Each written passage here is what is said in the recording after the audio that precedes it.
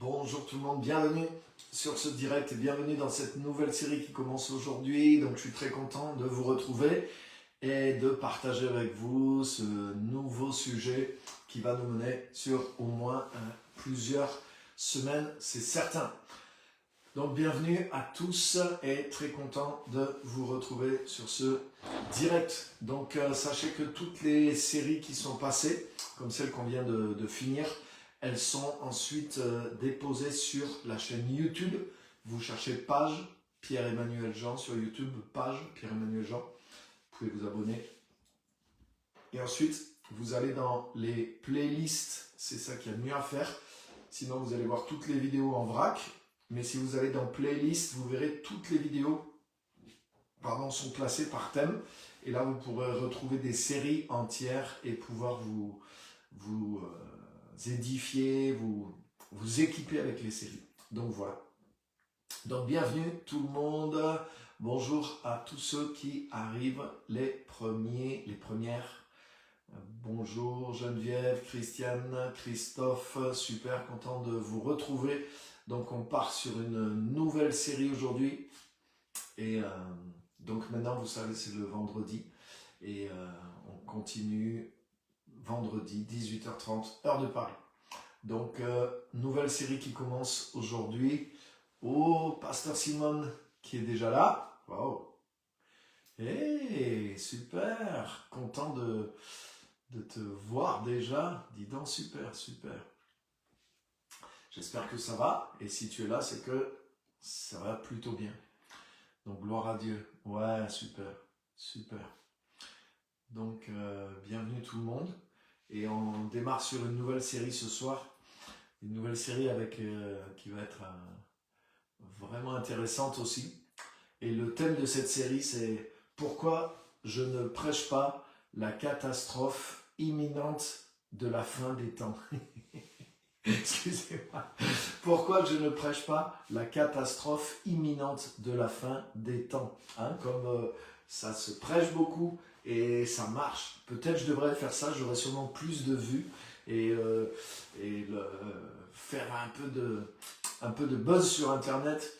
Mais vous allez voir pourquoi cette série. Et c'est vrai que des fois on me dit mais pourquoi tu prêches pas sur ça? Pourquoi tu prêches pas sur la fin des temps Donc on va parler de ces points-là, de la fin des temps et tout ça, mais le thème de cette série, c'est pourquoi je ne prêche pas la catastrophe imminente et la fin des temps.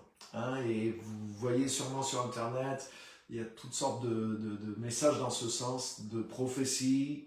J'ai une prophétie pour le deuxième semestre de 2024, et il va y avoir des catastrophes, il va y avoir... Donc voilà, le thème de cette série, c'est justement pourquoi je ne prêche pas sur la catastrophe imminente de la fin des temps. Et je voudrais vous montrer pourquoi, et vous allez voir pourquoi, et vous allez comprendre pourquoi. Et je pense que ça va vous amener à faire attention à ce que vous écoutez et aussi à ce que vous prêchez et comment vous vous laissez influencer, des fois comment on se laisse influencer des fois par certains messages. Et c'est pas parce qu'il y a un verset biblique ou que quelqu'un a une inspiration qu'il faut se mettre sous l'influence de certains messages. Et même s'il y a du vrai dedans, donc c'est pas le but, c'est pas d'avoir raison, c'est pas de dire ça c'est vrai, ça c'est faux, mais justement on va explorer dans ce thème pourquoi, et vous allez voir les raisons fortes qui sont derrière, et vous allez voir que ça change comment on aborde notre vie, comment ça peut influencer notre vision du monde, notre position en tant que chrétien, et même complètement notre appel, la manière dont on agit, dont on réagit, et dont on est en action pour Christ dans le monde. Donc voilà cette nouvelle série qui commence aujourd'hui. Donc bienvenue, n'hésitez pas à la partager aussi autour de vous, parce que c'est une série, je pense, qui est importante aussi, avec justement tous ces... toute cette pression un peu qu'on a, et cette multiplication de messages, d'alerte, de catastrophisme, d'apocalypse, de fin des temps, de prophéties alarmistes sur la fin des temps, etc., etc. Donc je vous encourage à partager le message parce que je pense qu'on a on a besoin justement de ce message qui va venir amener une autre perspective et qui va équilibrer beaucoup de choses et certainement remplacer pas mal. Donc voilà le thème de ce message, pourquoi je ne prêche pas la catastrophe imminente de la fin des temps. Voilà la série dans laquelle on rentre. Pourquoi je ne prêche pas la catastrophe imminente de la fin des temps. Et justement, ce qu'on va voir aujourd'hui, pour commencer, le premier épisode de cette série, et ce qu'on va voir aujourd'hui, ça s'appelle le scénario. Quel est le scénario avec lequel nous vivons? Quel est le scénario avec lequel je vis? Quel est le scénario avec lequel tu vis? Et c'est tellement important, parce que vous voyez par exemple ce type de message qui vient nous dire voilà c'est la catastrophe qui arrive, voilà il se passe ceci, voilà il se passe cela, mais en fait ça développe un scénario, hein, comme dans un film, un scénario. Et si je crois vraiment dans ce message, si j'adopte ce message comme étant voilà la vision là, pour cette année, ou peut-être pour les 5 ou 10 années qui viennent, ou peut-être pour ma vie, ou peut-être pour voilà, c'est les dernières années peut-être que je vis ou dans mon pays à cause de ce scénario de catastrophe imminente, hein, et de la fin des temps. Mais si j'adopte ce scénario, mais je vais vivre dans ce scénario. Donc ces messages-là, ils créent un scénario, et si nous les croyons, si nous les prenons pour vrai, aussi ils nous influencent, mais ils influencent notre vision du monde, et donc ils influencent notre réaction, notre comportement. Donc en fait c'est pas quelque chose d'anodin, mais c'est quelque chose qui est vraiment important et qui peut changer complètement notre posture. Et ce que je voudrais partager avec vous ce soir, c'est justement quel est le scénario de la parole, quel est le scénario de l'écriture, hein, sur les temps de la fin, et le scénario dans lequel nous devons vivre, dans lequel nous pouvons vivre, dans lequel nous pouvons être acteurs dans ce scénario. C'est le bon scénario dans lequel il faut se projeter en tant qu'acteur. Et c'est ce que je veux partager avec vous. Donc c'est l'épisode 1 de cette nouvelle série, hein, cette série « Pourquoi je ne prêche pas la catastrophe imminente de la fin des temps ?» Et le premier épisode, c'est « Dans quel scénario vis-tu ?» Donc, alléluia, on y va. Donc je voudrais vous dire que déjà, le scénario que nous envisageons, le scénario que nous pensons qui est le vrai et qui est le bon, mais c'est celui qui va donner la couleur, c'est celui qui va nous donner la perception du monde ou de l'époque dans laquelle nous vivons. Hein, si par exemple je crois vraiment que voilà, la catastrophe est imminente, que voilà, dans les 6 mois qui viennent, ça va être catastrophe sur catastrophe ici, dans ma vie, là où je vis, dans mon pays, même si Dieu est avec moi, que Dieu me protège, même si j'ai un élément chrétien dans cette perspective, mais forcément, ça va comme créer le monde dans lequel je vais évoluer, et c'est le monde auquel je vais réagir. Hein, le scénario que j'adopte va dessiner le monde dans lequel j'évolue et le monde auquel je vais réagir. Donc vous voyez, c'est tellement important, le scénario qu'on envisage, le scénario qu'on accepte. Et je voudrais vous montrer que la Bible dit que nous sommes dans les temps de la fin, ça c'est sûr, et elle le dit depuis Jésus. Et j'aimerais vous montrer le scénario de la parole de Dieu, le scénario des temps dans lesquels nous sommes d'après la parole de Dieu, et quel est le cadre dans lequel nous devons nous positionner. Parce que le monde autour de toi, il est tel que tu le perçois. Et tu vas réagir non pas au monde tel qu'il est, mais tu vas réagir au monde tel que tu le perçois. Et c'est tellement important. Et c'est pour ça qu'on a besoin que cette vision des choses avec laquelle on marche, la vision du monde, la vision du temps dans lequel nous sommes, mais nous devons faire attention à ça parce que nous allons vraiment le croire et nous allons nous comporter non pas par rapport aux choses telles qu'elles sont, mais par rapport aux choses telles que nous les percevons. Donc nous devons faire attention de marcher vraiment avec une vision saine, une vision biblique, une vision inspirée par la parole et par l'Esprit de Dieu. Donc c'est ce que je voudrais partager avec vous maintenant.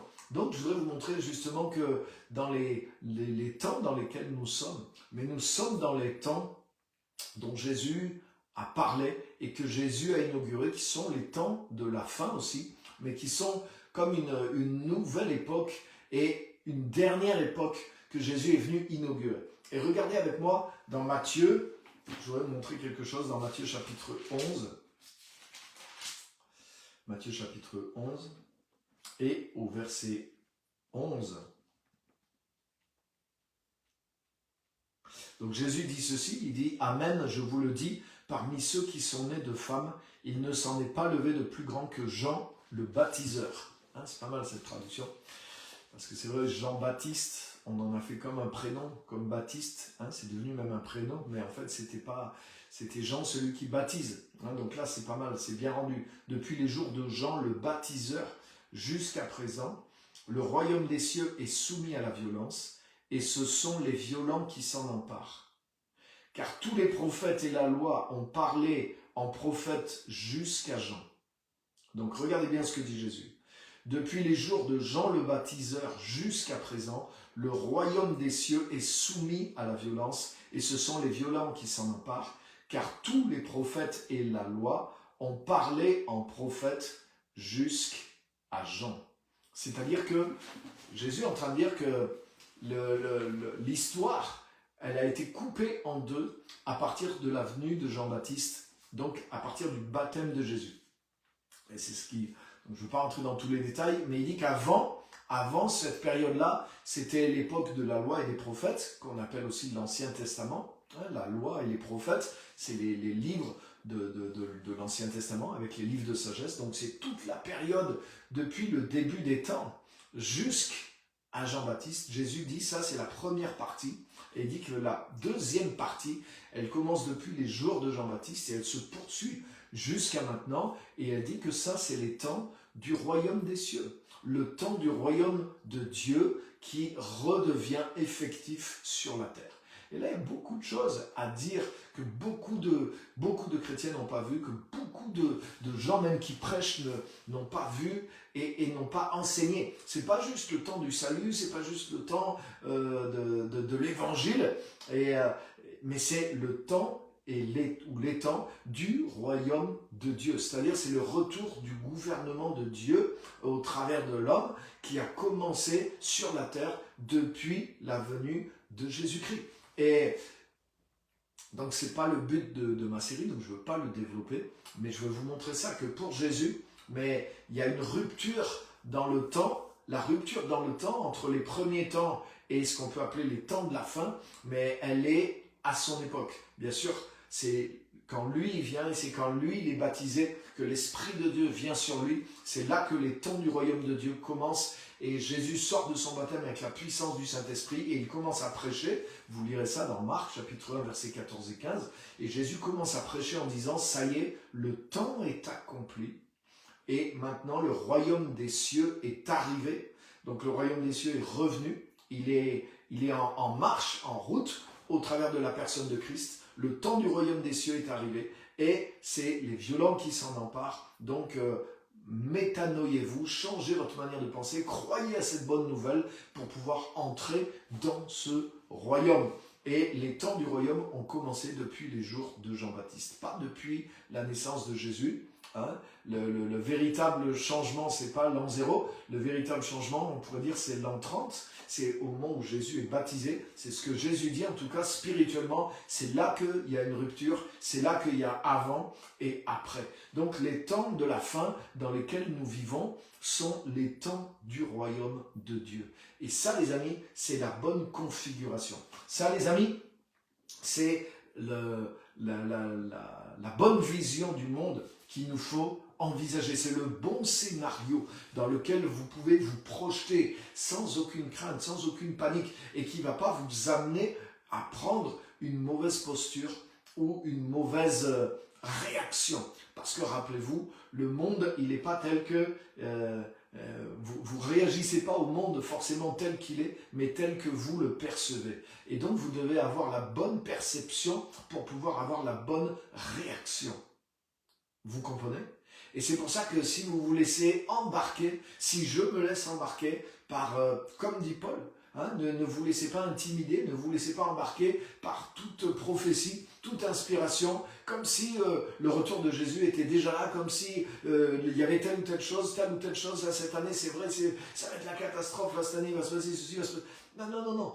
Reste dans la vision que le Seigneur est dans le cadre que le Seigneur a donné, parce que c'est dans cette vision-là qu'il veut nous voir avancer et marcher. Donc je crois aux prophéties, hein, j'y crois, j'agis aussi dans la prophétie, dans le domaine prophétique, mais attention aux choses, et gardons le bon cap, et restons dans la pensée de la parole, la pensée de Christ, qui est cette pensée-là. Nous sommes dans les temps du royaume. Et le bon scénario, c'est le scénario des temps du royaume de Dieu. Et c'est ça qui va nous donner la vision à partir de laquelle nous allons avoir la bonne réaction et nous allons opérer de la bonne façon. Alléluia. Et voilà, donc ça, rappelez-vous de ça les amis, les temps bibliques selon Dieu, la rupture, en tout cas majeure dans les deux époques, Jésus le dit lui-même, elle s'est faite au jour de Jean-Baptiste. Avant, c'était la loi et les prophètes qui annonçaient la venue du royaume de Dieu, le retour du royaume de Dieu. On pourrait dire qu'il y a eu une toute première rupture quand Adam a chuté, au tout début de la création, il y a eu une rupture. Mais à partir de là, la loi et les prophètes, comme dit Jésus, ils ont prophétisé jusqu'à Jean, jusqu'au jour de Jean-Baptiste. Mais à partir des jours de Jean-Baptiste, c'est le royaume des cieux qui est annoncé, et ce sont les violents qui s'en emparent, car la loi et les prophètes ont prophétisé jusqu'à Jean-Baptiste. C'est ce que Jésus dit dans Matthieu 11, et il en parle aussi dans l'évangile de Luc, comme je viens de vous le citer. Donc la loi et les prophètes ont subsisté, ont prophétisé jusqu'à Jean, mais depuis les jours de Jean-Baptiste, c'est le royaume des cieux qui est annoncé, et ce sont les violents qui s'en emparent. Donc si tu veux savoir de façon sûre et certaine, à l'horloge de Dieu, au temps biblique, quel temps nous vivons, dans quel temps nous sommes dans les temps du royaume des cieux. Le royaume des cieux qui agit sur terre, le royaume des cieux qui a été restauré dans ceux qui sont en Jésus-Christ et qui se manifeste au travers d'eux et sur terre maintenant. Donc le but de ce temps, mais c'est pas d'avoir peur, le but de ce temps, c'est pas de reculer, le but de ce temps, par définition, ça ne veut pas dire que le royaume de l'adversaire va prendre le dessus, au contraire. Depuis les temps du royaume des cieux, qui ont commencé au jour de Jean-Baptiste, depuis le baptême de Jésus, mais le royaume de Satan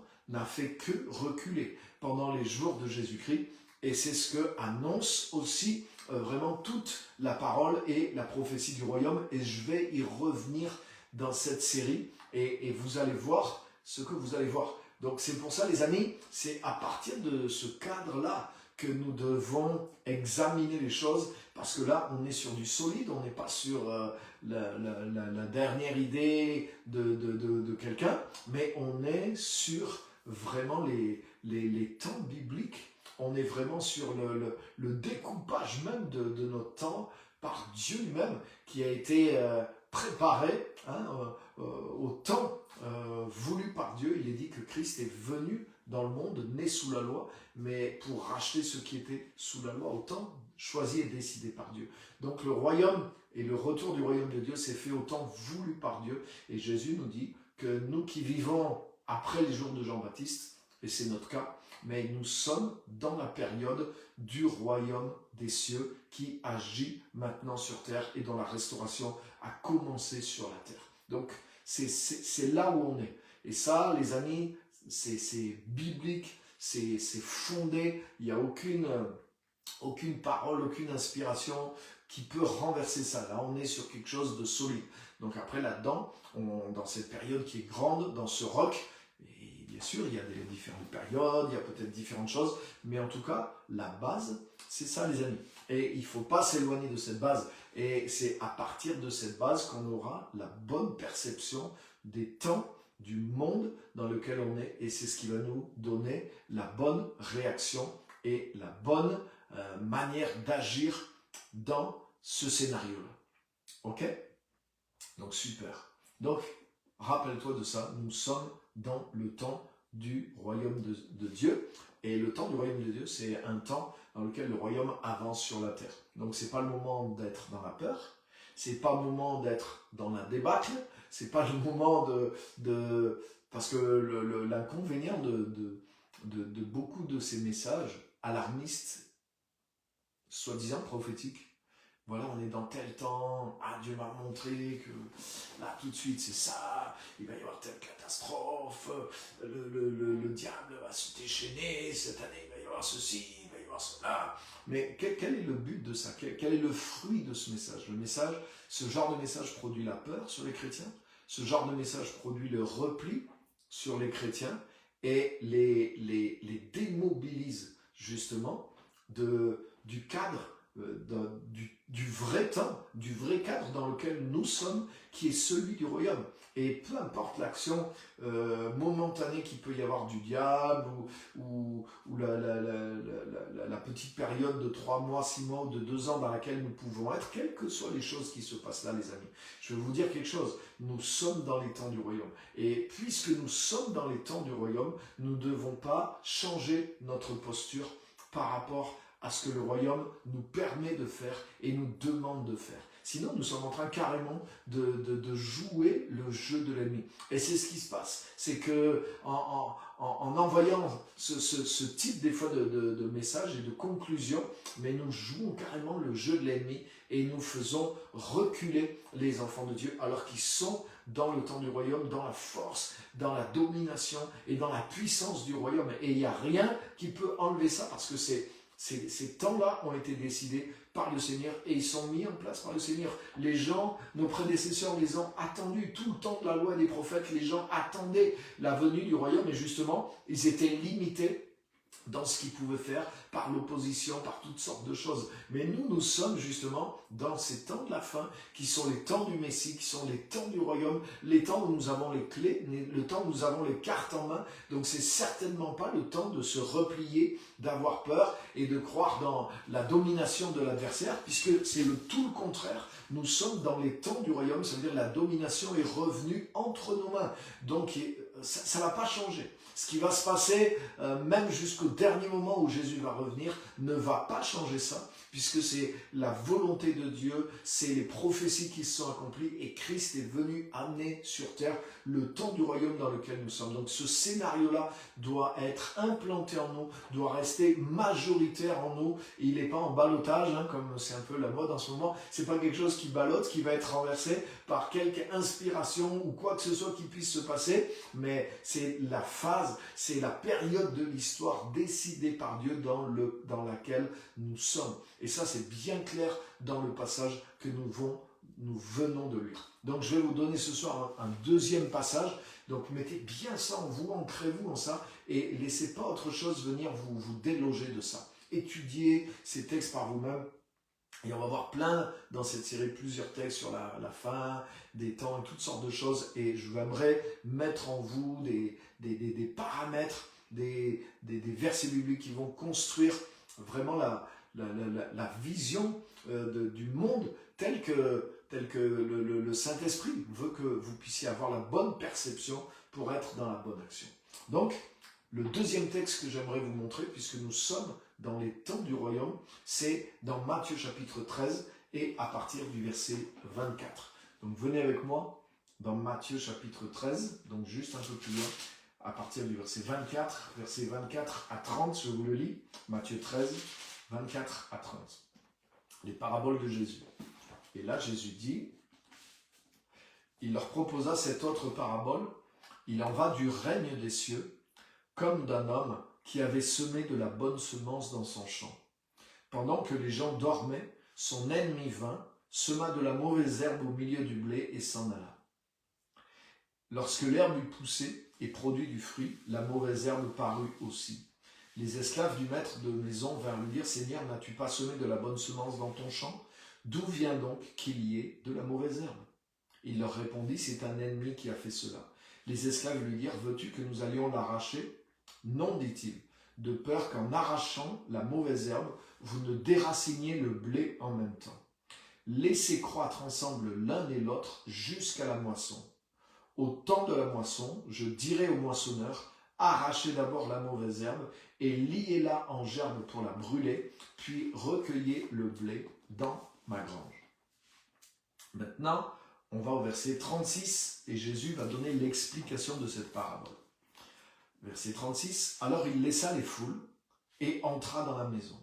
Ses disciples vinrent lui dire, « Explique-nous la parabole de la mauvaise herbe dans le champ. » Il leur répondit, « Celui qui sème la bonne semence, c'est le Fils de l'homme. » Donc c'est Jésus. Le champ, c'est le monde. La bonne semence, ce sont les fils du royaume. La mauvaise herbe, ce sont les fils du mauvais. L'ennemi qui l'a semé, c'est le diable. La moisson, c'est la fin du monde. Les moissonneurs, ce sont les anges. Ainsi, tout comme on arrache la mauvaise herbe pour la jeter au feu, de même en sera-t-il à la fin du monde. Le Fils de l'homme enverra ses anges qui arracheront de son royaume toutes les causes de chute et ceux qui font le mal, et ils les jetteront dans la fournaise ardente. C'est là qu'il y aura des pleurs et des grincements de dents. Alors les justes brilleront comme le soleil dans le royaume de leur Père, que celui qui a des oreilles entende. Donc là, Jésus est clair dans cette parabole et il nous donne le scénario du royaume qui va se poursuivre jusqu'à la fin, jusqu'à l'ultime fin. La fin ultime, c'est la moisson.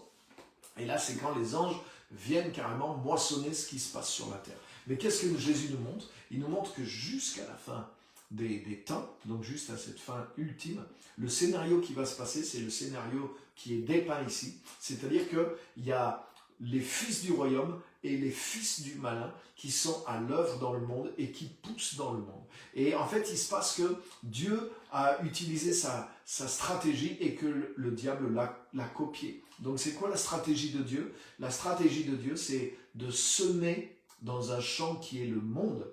Et c'est explicite. Jésus explique, il dit le champ, c'est le monde. Parce que j'ai entendu par exemple des interprétations de cette parabole comme si ça concernait l'Église.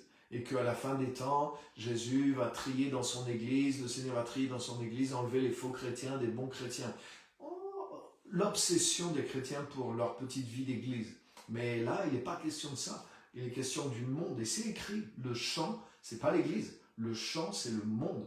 Et j'aime bien, parce qu'il est dit, à la fin des temps, en parlant du monde, quand les anges arrivent, Dieu dit aux anges, enlevez de mon royaume ceux qui sont une occasion de chute et de scandale. Donc ça veut dire que le royaume de Dieu dans lequel il opère, c'est pas l'Église, mais c'est le monde entier. C'est le monde entier. La moisson, elle concerne la planète entière. Ça, c'est la vision de Dieu.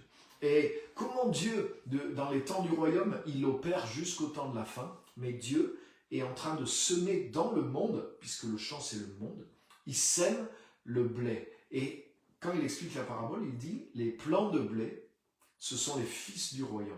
Rappelez-vous, dans Jean 12, Jésus est le premier grain de blé qui est venu sur la terre. Jean 12, Jésus parle de lui, il dit, si le grain de blé tombé en terre ne meurt, il reste seul. Donc comment c'est possible que Dieu sème du blé partout sur la terre? Parce que le premier grain est venu. Et le premier grain, c'était qui? C'était Jésus, le Fils de Dieu.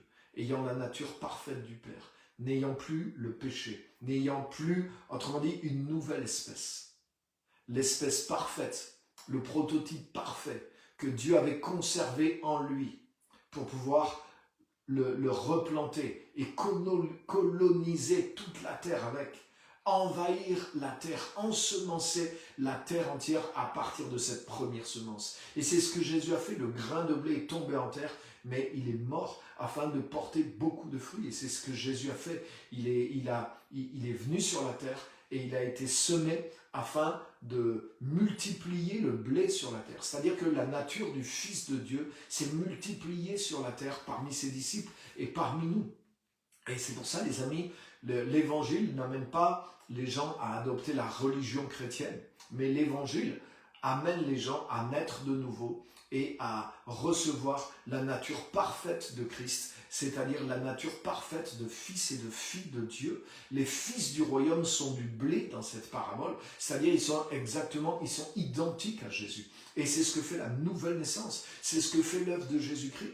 Il nous a transformés à son image. Il a reproduit sa nature en nous. Nous sommes devenus à notre tour fils et filles de Dieu. Nous sommes devenus du blé. Nous étions de la mauvaise herbe. Nous étions de l'ivraie. Nous étions des ronces et des épines les uns les autres. Mais Christ est venu et il a fait mourir l'ancienne nature et il a mis en nous cette nouvelle nature. Nous sommes devenus à notre tour du blé. Nous sommes devenus les fils du royaume. Nous sommes devenus filles et fils du Dieu vivant. Le premier grain de blé est venu sur la terre et il a commencé à faire une récolte de fils et de filles de Dieu sur la terre.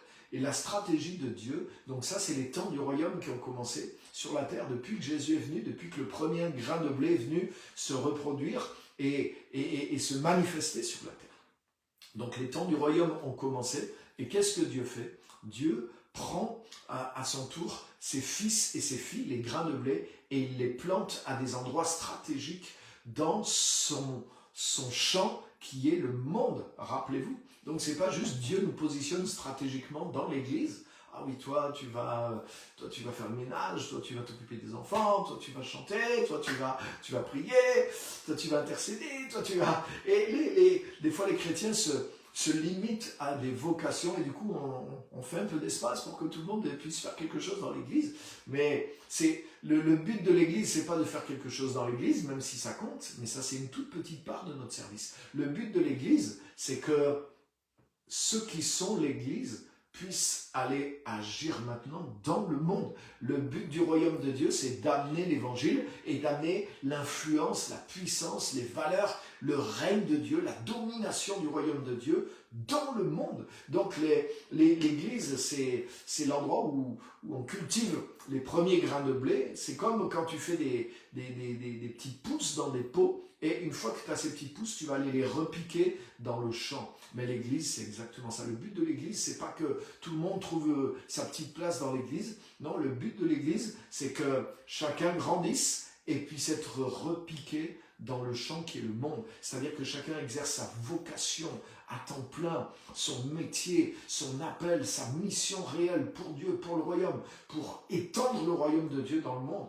pour changer le mal qui est dans le monde et le vaincre par la puissance du royaume de Dieu et par la puissance de la nature divine qui a mûri en nous et qui est capable de fructifier maintenant au travers de nous. Parce que là, tu as vu, c'est une question d'un blé qui devient mûr et qui se fructifie et qui se reproduit à d'autres endroits dans le monde. Donc les amis, la vision du royaume de Dieu, le cadre dans lequel nous sommes, les temps du royaume dans lequel nous sommes, mais c'est ce scénario-là. C'est pas un scénario catastrophe dans lequel la tempête, le diable arrive, il casse tout, il écrase tout le monde. Et non. Jusqu'à la fin, voilà ce qui se passe. Il se passe que Dieu, son idée, est en train de porter un fruit merveilleux. Il plante ses fils et ses filles dans le monde, et ses fils et ses filles sont en train de grandir et de mettre du blé partout. C'est-à-dire leur nature se reproduit, mais en même temps, ils amènent, c'est les fils du royaume. Hein. Vous avez vu l'expression qu'emploie Jésus, les fils du royaume sont dans le monde, et donc ils amènent le royaume de Dieu. Ils amènent la justice, ils amènent l'amour, ils amènent l'honnêteté, ils renversent la corruption, ils renversent la pauvreté, ils renversent l'injustice, ils renversent les inégalités, ils détruisent le racisme, ils détruisent là où il y a la pauvreté, la maladie. Ils amènent non seulement l'évangile du salut, mais ils amènent l'évangile du royaume dans les nations, dans le monde, parce que ce sont les fils et les filles du royaume. Donc ils amènent, comme Jésus leur a appris à prier, que ton royaume vienne, que ton règne vienne, et que ta volonté soit faite sur la terre comme au ciel. Et c'est ça le royaume, c'est d'amener sur les situations de la terre qui s'opposent à Dieu, à ce que la volonté de Dieu soit faite sur ces situations-là, comme au ciel, c'est-à-dire de façon parfaite. C'est-à-dire que, waouh, les enfants de Dieu, les fils et les filles du royaume luttent aux endroits stratégiques où ils sont placés dans le monde pour établir la volonté de Dieu, pour qu'elle soit accomplie parfaitement dans ces endroits, comme elle l'est déjà au ciel. C'est ça, les amis, qui est en train de se passer. Le scénario qui a commencé depuis les jours de Jean-Baptiste et qui se poursuit jusqu'à la fin des temps, c'est ce scénario-là, et il n'y en a pas d'autre. Et c'est pour ça que c'est important de ne pas mettre un autre scénario à la place de celui-là, sinon nous allons être démobilisés de nos responsabilités et de notre place conquérante en tant que fils et filles qui sommes implantés dans le monde pour amener le royaume de Dieu à grandir, à s'établir et à dominer. Nous sommes dans le temps de la restauration du royaume et cette restauration se fait par les fils et les filles du royaume qui, comme Jésus, ont sa nature, son pouvoir, son autorité et par leur appel, par leur vocation, par leur métier, leurs dons, leurs talents, leurs services, leurs actions dans le monde, ils établissent la volonté de Dieu pour qu'elle s'accomplisse. Donc, c'est pas le temps de rester passif, c'est pas le temps d'avoir peur et de rester enfermé dans notre maison ou dans nos églises à prier au secours, le diable se déchaîne, c'est la fin des temps. Oh Seigneur, c'est pas le temps non plus de s'enfermer dans une sanctification par nous-mêmes et excessive. Il faut que je sois prêt parce que la fin des temps arrive et si je ne suis pas saint, je ne serai pas pris. Ce qui est un pur égoïsme, mais c'est le temps justement de vivre la vision de Dieu et de vivre la vision du royaume, parce que c'est ce qui va se passer jusqu'à la fin des temps. Vous avez vu, quand c'est vraiment la fin, les anges arrivent et ils arrachent la mauvaise herbe pour qu'il reste que le blé. Donc les fils du royaume et l'influence du royaume sur la terre. Alléluia. Donc le même scénario de la fin, c'est pas un scénario catastrophe, au contraire, c'est la victoire totale. Et qu'est-ce qui se passe du côté de l'adversaire, justement, parce que c'est souvent ça qui intéresse et qui est mis en avant dans ces scénarios catastrophiques, au lieu de voir ce que Dieu fait. C'est là que je suis étonné du manque de discernement des gens prophétiques et des chrétiens. Parce que les amis, le discernement, c'est pas voir ce que l'ennemi fait. Le vrai discernement, c'est voir ce que Dieu fait. Et je suis désolé, mais l'activité démoniaque sur la terre, elle est, d'après Apocalypse 12 par exemple, il y a 1/3 des étoiles qui sont tombées sur la terre avec le diable. Et donc ça veut dire les 2/3 sont toujours dans le camp de Dieu. Donc ça veut dire que l'activité divine, elle est 2 fois plus importante que l'activité démoniaque. Donc ça veut dire si quelqu'un a du discernement spirituel et qu'il est capable de nous dire, voilà, le diable est en train de faire ça, mais il devrait être capable de nous montrer, au moins en 2 fois plus grand, tout ce que Dieu est en train de faire actuellement dans le monde. Et les amis, ça ne mettrait pas la trouille aux chrétiens, et ça ne les mettrait pas dans toutes sortes de réactions, et au contraire, ça les amènerait à avoir la vision du scénario de Dieu et être impliqué dans la vision du scénario de Dieu. Alléluia. Et le scénario de Dieu, Jésus l'a posé, donc on ne peut pas faire autre chose. Personne n'a le droit de faire un autre scénario que celui que Christ a posé. Nous sommes dans les temps du royaume et jusqu'à la fin, une des bases de ce scénario, c'est celle qu'on est en train de voir. Et l'œuvre de l'ennemi, tu vois, Jésus en parle après l'œuvre du Père. C'est pas ce qui est mis en avant, et l'œuvre de Dieu n'est même pas mise, non. L'œuvre de Dieu, elle est là, elle est simple. Dieu plante ses fils dans le monde et ils sont en train d'influencer, de conquérir le monde. Et l'ennemi qui voit ça, lui qui n'a aucune originalité, qui n'a aucune sagesse, mais qu'est-ce qu'il fait? Il ne fait que copier. Il se dit, waouh, si Dieu procède comme ça, c'est que c'est la meilleure méthode. Donc il essaie de faire pareil et il prend ses propres fils, c'est-à-dire des gens qui ont sa nature, des gens qui sont particulièrement remplis de zèle pour les choses mauvaises. Et c'est ce qui existe aussi aujourd'hui. Mais Mais c'est pas ça qui est en avant, les amis. Ça vient en second. Et ces gens-là implantent les mauvaises valeurs, implantent le mauvais message, implantent une mauvaise culture dans le monde pour essayer aussi d'avoir une influence sur une partie du monde, pas sur l'Église. Parce que le champ n'est pas l'Église, le champ c'est le monde. Le combat spirituel, il se joue non pas dans nos rêves, non pas juste dans nos prières, mais il se joue sur le terrain. C'est-à-dire, c'est ceux qui sont en train d'influencer, de conquérir le monde avec leurs valeurs, avec leurs discours, avec leur culture. C'est là qu'est le combat spirituel. Il n'est pas juste dans le monde virtuel, parce que des fois, malheureusement, voilà, certains sont trop rentrés dans le monde virtuel et pas sur le terrain pratique du monde. Et le combat spirituel est en train de se jouer depuis les temps du royaume sur le terrain pratique du monde. Et la spiritualité qui est en train de s'affronter, c'est les deux natures qui sont à l'intérieur des enfants de Dieu et des enfants de l'adversaire. Ceux qui portent les couleurs de l'adversaire, les valeurs mauvaises, le dérèglement, toutes sortes de choses, et ceux qui sont fils et filles de Dieu et qui amènent la puissance de la lumière et les valeurs du royaume et le message de l'évangile et du royaume de Dieu dans les nations. Mais c'est ça qui est en train de s'affronter sur la terre.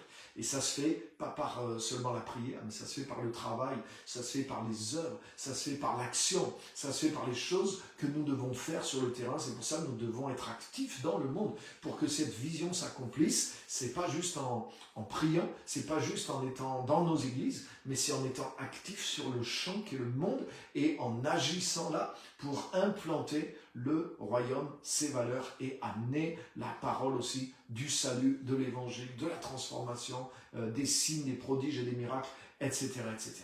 C'est au travers de ces choses-là. Donc voilà le scénario qui est en train de se passer. Et l'ennemi, qui n'a pas d'originalité, il copie Dieu et il plante de la mauvaise herbe lui aussi dans le monde. Et c'est ce qu'il va essayer de faire jusqu'au temps de la fin.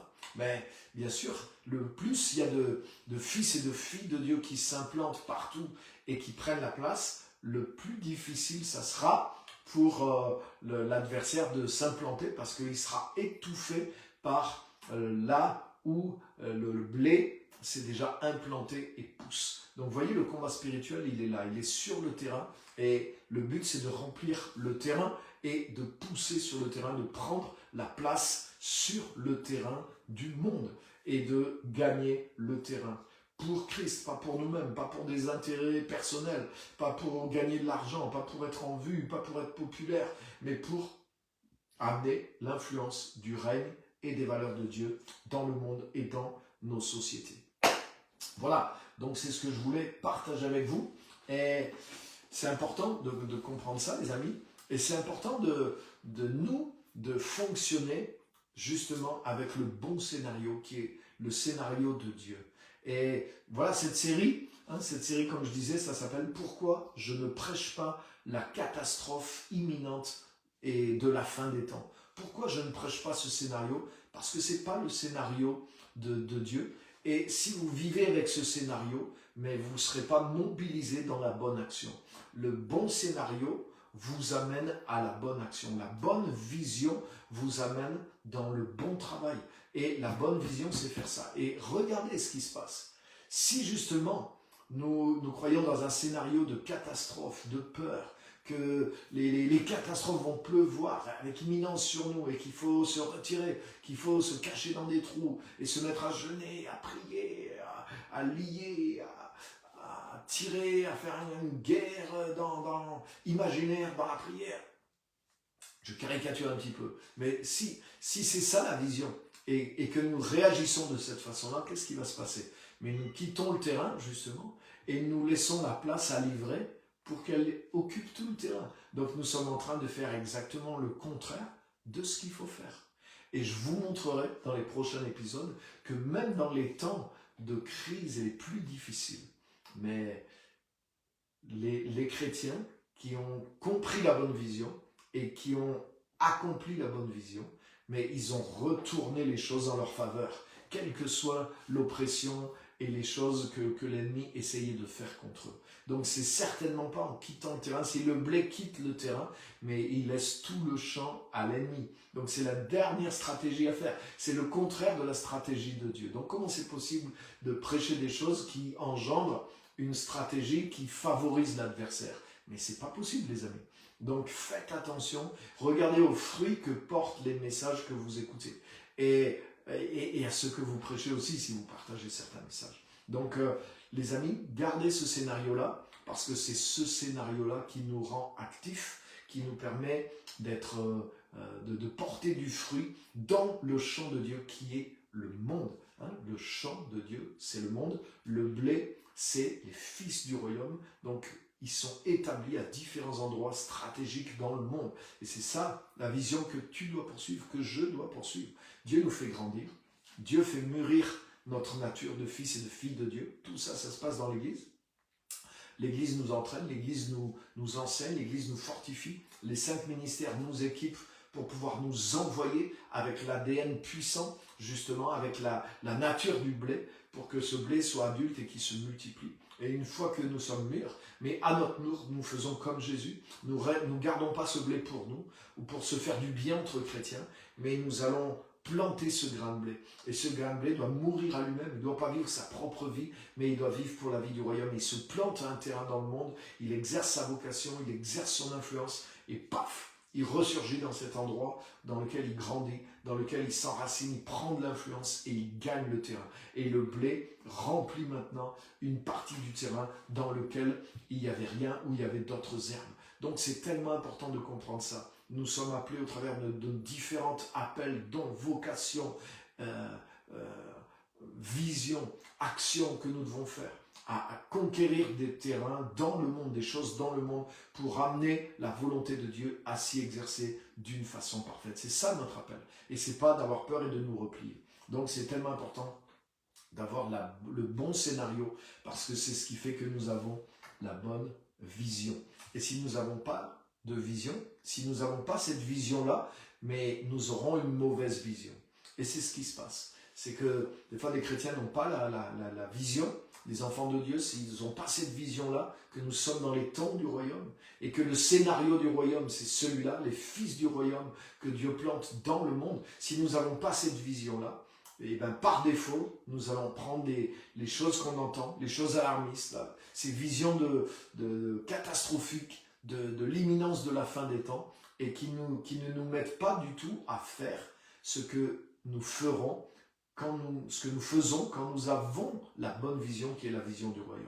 Donc les amis, voilà ce que je voulais vous dire, et je pense que vous commencez à comprendre pourquoi je ne prêche pas la catastrophe imminente de la fin des temps. Mais je vais le développer encore de plus en plus sur les semaines qui viennent. Donc merci à tous, et je regarde vos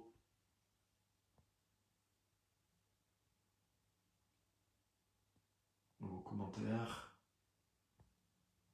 Pasteur Gilles, salut. Ok, Pasteur Simone, réveillé. Super. Super. Oui, le champ est libre, ça c'est vrai. C'est à nous d'occuper. Ce que Dieu a prévu, quelque chose pour chacun d'entre nous, est une réussite. Oui, si nous le faisons. Et si nous apprenons à le faire, même si nous échouons plusieurs fois, nous allons réussir. Parce que c'est ça à quoi nous sommes appelés. Mais vous voyez, c'est important d'avoir cette vision et d'être positionné sur ça d'une façon constante, plutôt que de pas trop savoir et d'être ébranlé par telle chose.